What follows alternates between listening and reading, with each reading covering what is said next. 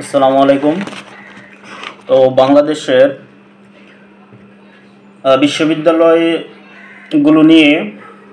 বিশ্ববিদ্যালয়ের নামগুলো নিয়ে কয়েকটি কথা বলবো। তো বাংলাদেশের বিশ্ববিদ্যালয় মঞ্জুরি কমিশনের তথ্য অনুযায়ী 55টি পাবলিক বিশ্ববিদ্যালয় আছে, যেগুলো কার্যক্রম চলমান আছে বা কার্যক্রম শুরু হচ্ছে এরকম। সর্বমোট এই 55টি বিশ্ববিদ্যালয়ের ভিতরে শেখ পরিবারের নামে সর্বমোট 13টি বিশ্ববিদ্যালয় আছে, যেটা হচ্ছে সাবেক প্রধানমন্ত্রী শেখ হাসিনা ক্ষমতায় থাকা অবস্থায় বিভিন্ন সময় এই বিশ্ববিদ্যালয়গুলো প্রতিষ্ঠা করেন। বিশ্ববিদ্যালয় প্রতিষ্ঠা করা খুবই ভালো কাজ। তো বিশ্ববিদ্যালয়গুলা অধিকাংশই হচ্ছে তার পিতা মরহুম শেখ মুজিবুর রহমানের নামে করেছেন, তার নামে করেছেন, তার মাতার নামে করেছেন। তো স্পেসিফিকভাবে আমি বিশ্ববিদ্যালয়ের নামগুলা সহ যদি বলি, তো বিএসএমএমইউ প্রথমেই আছে। বিএসএমএমইউ হচ্ছে পিজি হসপিটাল, যেটা ছিল এটা মেডিকেল ইউনিভার্সিটি করা হয়। মেডিকেল ইউনিভার্সিটি করার পরে এটার নাম দেওয়া হয় বঙ্গবন্ধু শেখ মুজিবুর রহমান মেডিকেল ইউনিভার্সিটি বা বিএসএমএমইউ। এরপরে করা হয় বঙ্গবন্ধু শেখ মুজিবুর রহমান এগ্রিকালচারাল ইউনিভার্সিটি, যেটা গাজীপুরে অবস্থিত। তারপরে বিএসএমআরএসটি ইউ বঙ্গবন্ধু শেখ মুজিবুর রহমান বিজ্ঞান ও প্রযুক্তি বিশ্ববিদ্যালয়, যেটা গোপালগঞ্জে অবস্থিত।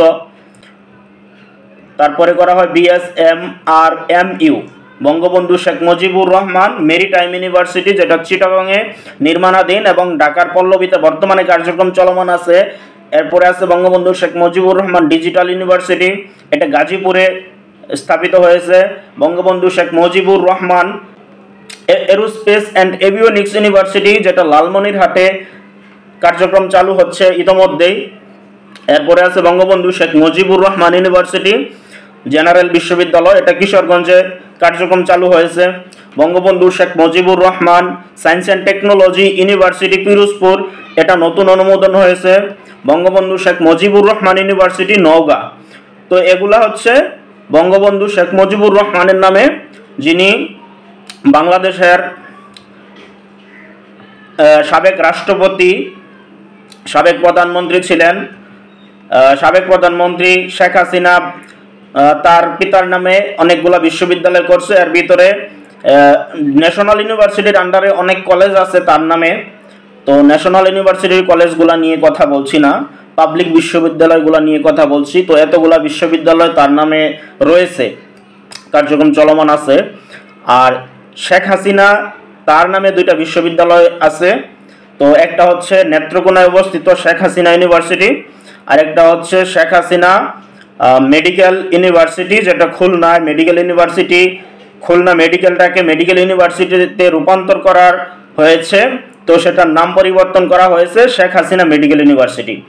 এবং তার মায়ের নামে অর্থাৎ শেখ ফজিলাতুন্নেসা মুজিব, তার নামে 2টা বিশ্ববিদ্যালয় আছে। Sheikh Fazilatunnesa Mujib science and technology university, এটা হচ্ছে জামালপুরে নির্মাণ করা হয়েছে।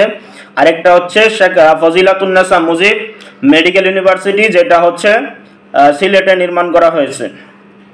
তো এই হচ্ছে শেখ মুজিবুর রহমানের নামে মোট হচ্ছে 8টি ইউনিভার্সিটি, 9টি ইউনিভার্সিটি। শেখ হাসিনার নামে 2টি ইউনিভার্সিটি, শেখ ফজিলাতুন্নেসা মুজিবের নামে 2টি ইউনিভার্সিটি।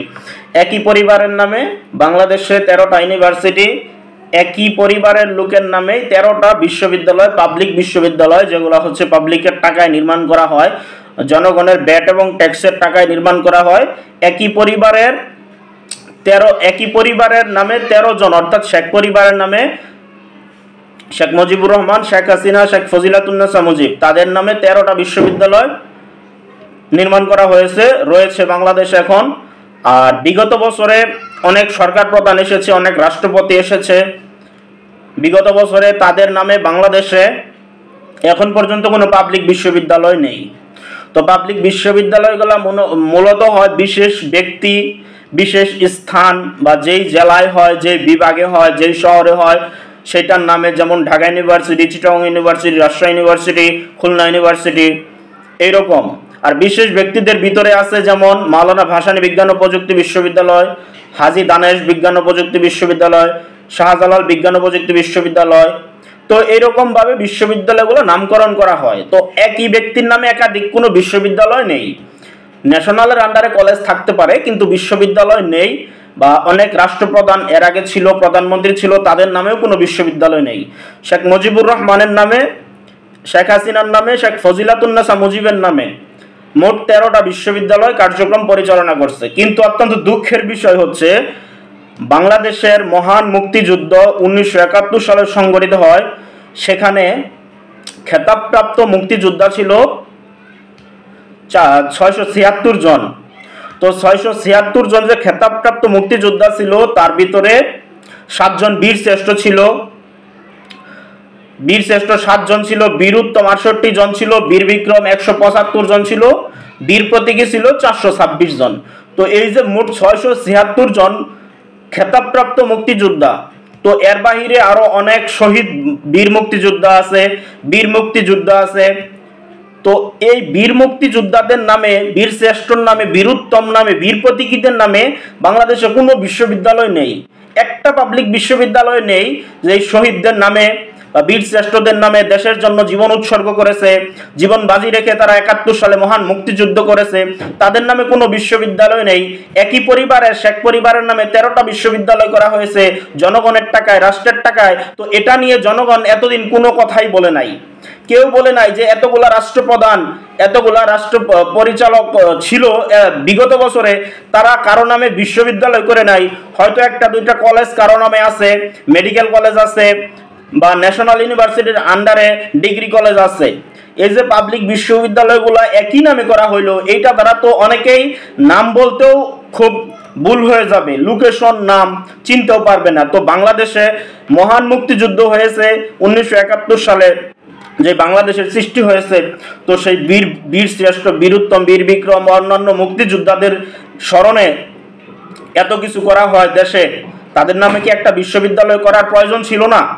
তাদের নামে একটা বিশ্ববিদ্যালয় করলে তাদের সম্মানটা আরো বাড়িয়ে দেওয়া হতো, কিন্তু তাদের নামে তো একটা বিশ্ববিদ্যালয় করা হলো না। একটা বিশ্ববিদ্যালয় যদি তাদের নামে নামকরণ করা হতো, তাহলে তো তাদেরকে মর্যাদাটা আরো বৃদ্ধি পেত। তো এই বিষয়টা শুধু যে একটা পরিবারের নামে, তাদের অবদান অস্বীকার করব না, কিন্তু তাদের একই নামে যদি এতগুলা বিশ্ববিদ্যালয় হয়, তাহলে কি দেশে আর কোনো সুশীল নাগরিক নেই? দেশের জন্য অবদান রেখেছে এমন কোনো মানুষ নেই? এমন কোনো রাষ্ট্রনায়ক ছিল না? এমন কোনো কেউ নাই যে তাদের নামে বিশ্ববিদ্যালয় করা যায়?